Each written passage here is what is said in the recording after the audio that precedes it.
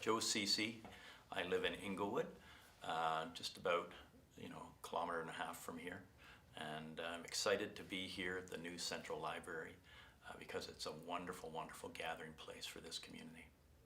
We're Ontarian. I moved here in 1980, and since then I've been fully all-in Calgarian.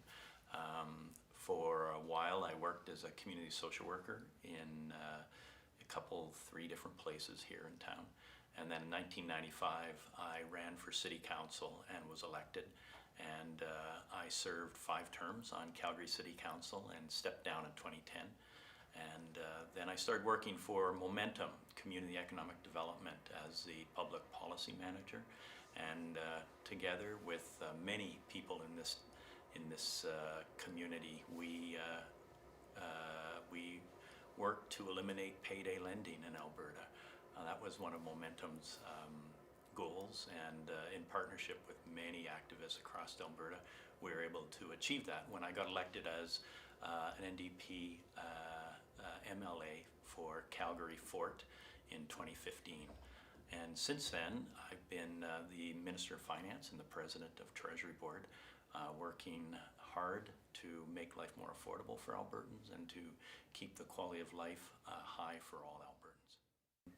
Self-sustaining abilities for Albertans. Right now we have a continuation of a income support program for people who are unable to work or through no fault of their own don't have an income.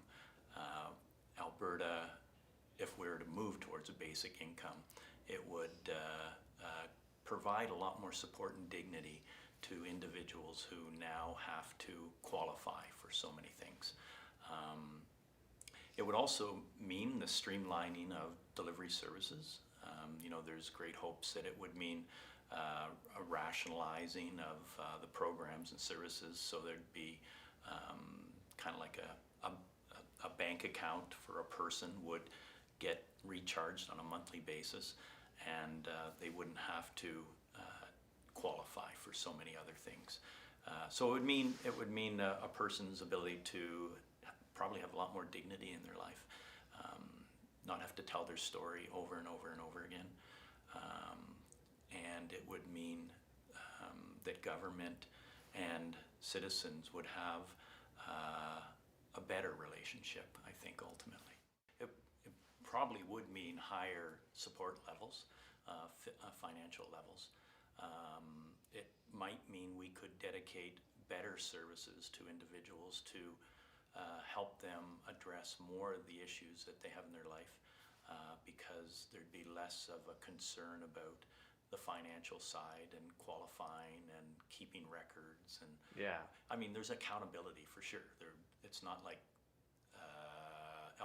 Albertans wouldn't ask for some accountability, and those who are receiving basic incomes would be providing that accountability on a regular, whenever basis. But yeah, I know there's been pilots in other provinces. Unfortunately, the ones in Ontario were shut down. Frankly, I was looking towards information from those pilots to better support and understand how Alberta potentially could move in that direction. Well, I think I've mentioned a couple things. It streamlines government programs and services and allows government and supports to focus on things that will probably be more meaningful in people's lives. Instead of a bit of a watchdog approach, it would be an enabling approach. How can we build on the person's challenges and address them? So there'd be a kind of a rechanneling of focus. There would be a simplification for people who, sometimes are seen as clients now. They'd probably be less client identified as clients. They'd be just folks in Alberta who are needing this at this point in time in their life. And it's not to say some wouldn't be on basic income forever, but there would, and some would move in and out of basic income. but there'd be, as I was trying to say, a focus on what's important for them as opposed to what's important for systems to understand about them and to make sure, you know, that there's not cheating going on, which is, any kind of study shows that it's just a minor amount of fraud that goes on in this, far less than people expect or people believe happens. So I guess that's what draws me to it, the potential that we actually address the issues people have and help them climb out of poverty by providing support. So there's, you know, basic income support, so there's no question, no worry, but then you focus on the things with that person that they want to, what they need, what they believe they need to change their lives. Yep. Yeah, this is transformational. This is system transfer. That's a challenge in and of itself, to think differently, to imagine a different world where we don't have the same systems in place. That's challenging for people, and not the least government, because you know, there's a historical way of doing things for decades, and if we're going to do something different, then there's a lot of checks and balances that probably need to be figured out before we go in that direction.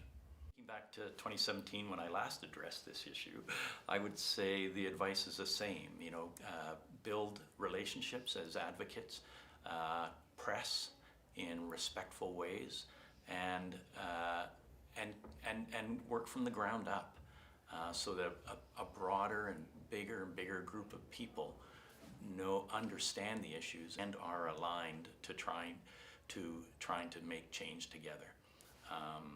So the Max Bell Public Policy Institute says, you know, build alliances with workers, with people in the system, and keep kind of addressing it as you go up in the hierarchy of government,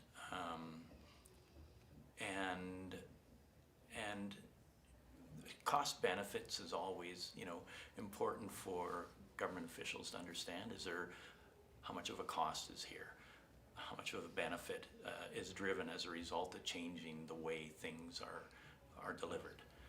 It's the next frontier, I guess, of this work is to move in a direction that addresses the challenges people feel that basic income presents governments, presents people and society, and to say we can overcome those.